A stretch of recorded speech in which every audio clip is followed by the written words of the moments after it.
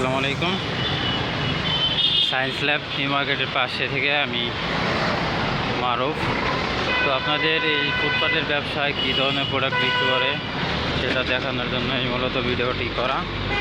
ফুটপাতে মূলত যে ধরনের প্রোডাক্ট পাওয়া যায়, এক নম্বর হচ্ছে কিছু আছে হোশিয়ারি মাল, অর্থাৎ ফেব্রিক অনেক লো মানের, এর জন্য অনেক কমে বিক্রি হয়, যেমন এই শার্টগুলা।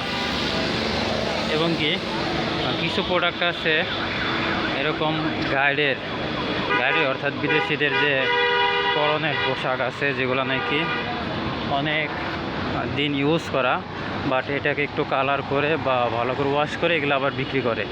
এবং কি কিছু থাকে লটের প্রোডাক্ট, কোনো একটা গার্মেন্টস অথবা কারখানা থেকে প্রোডাক্টগুলো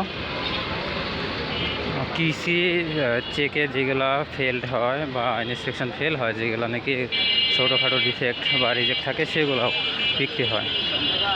এই জন্যে ফুটপাতে সবসময় কম দেখা যায়। এবং কি কিছু থাকে লটের ফেব্রিক, ওই লটের ফেব্রিক দিয়ে তৈরি করলে অনেকটা কম দামে বিক্রি করা যায়। এবং কিছু ইনটেকও থাকে, এবং কি এদের হচ্ছে একটা দোকানে অনেক বেশি টাকা লাগে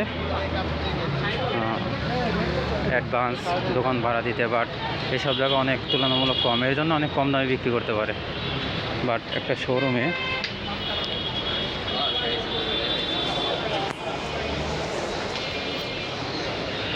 অনেক টাকা ভাড়া লাগে,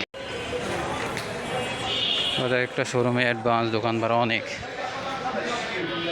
এই জন্য হচ্ছে এগুলার রেটও অনেক বেশি। আসসালামু আলাইকুম, এই পর্যন্তই।